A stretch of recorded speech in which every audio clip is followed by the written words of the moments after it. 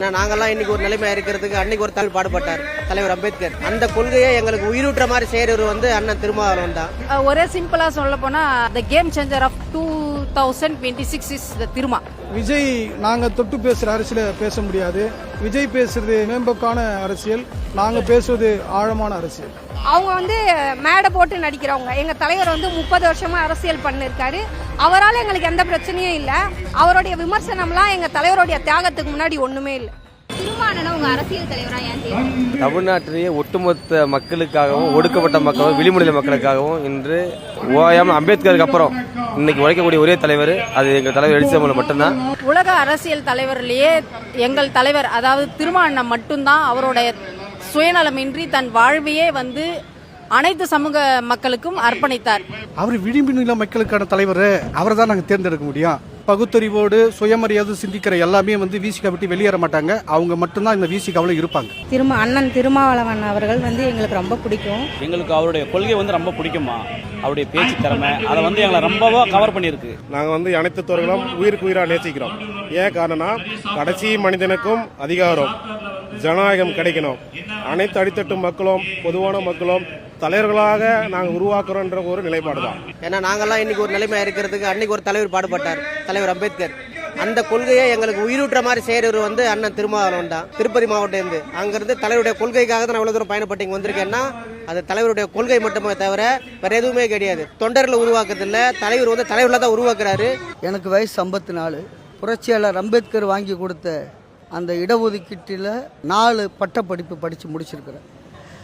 சனாதன சக்திகளிடம் விளைபோகாத ஒரு தலைவராக இருப்பதால் களமாடுவதால் அவரை நான் தலைவராக ஏற்றுக்கொண்டேன். தலைவர் வந்து கிட்டத்தட்ட என்னை விட 10 ஆண்டுகள் பெரியவர், 10 வயசு பெரியவர்.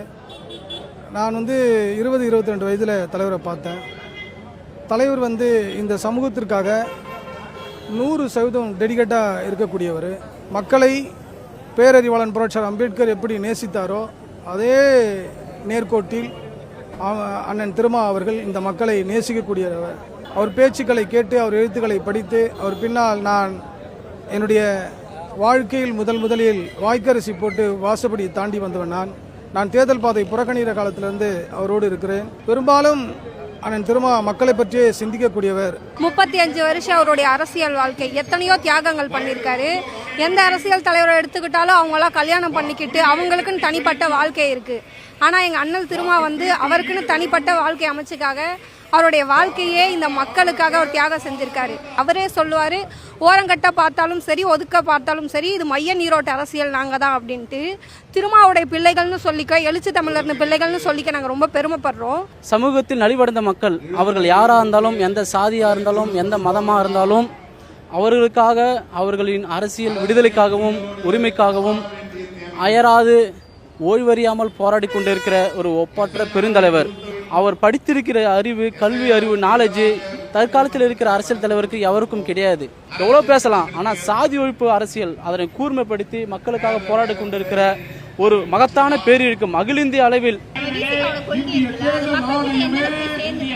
விசிகானாலே அது ஒரு அரசியல் களம், போராட்ட களம் தான்.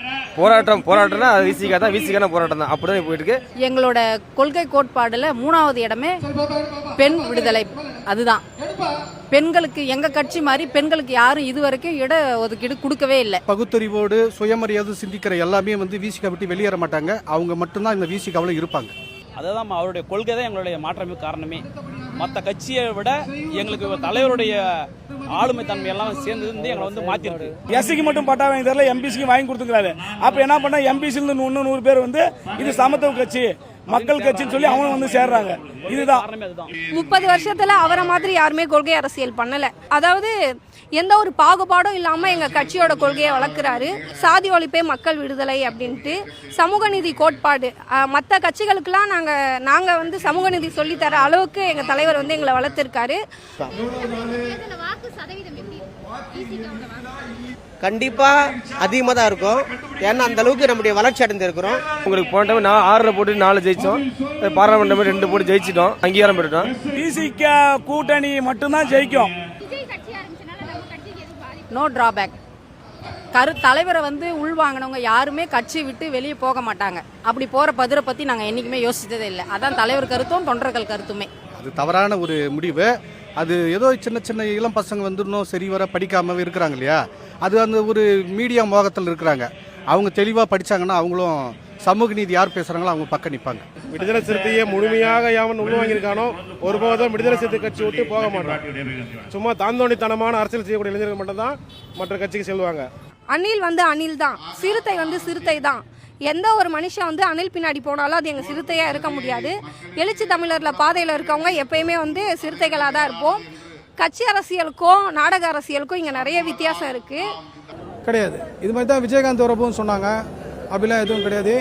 விஜய் நாங்கள் தொட்டு பேசுகிற அரசியலை பேச முடியாது. நாங்கள் எடுக்கிற போராட்டங்களில் விஜயால் எடுக்க முடியாது. நாங்கள் பேசுகிற அரசியலை விஜயால் பேச முடியாது. விஜய் பேசுகிறது மேம்போக்கான அரசியல், நாங்கள் பேசுவது ஆழமான அரசியல்.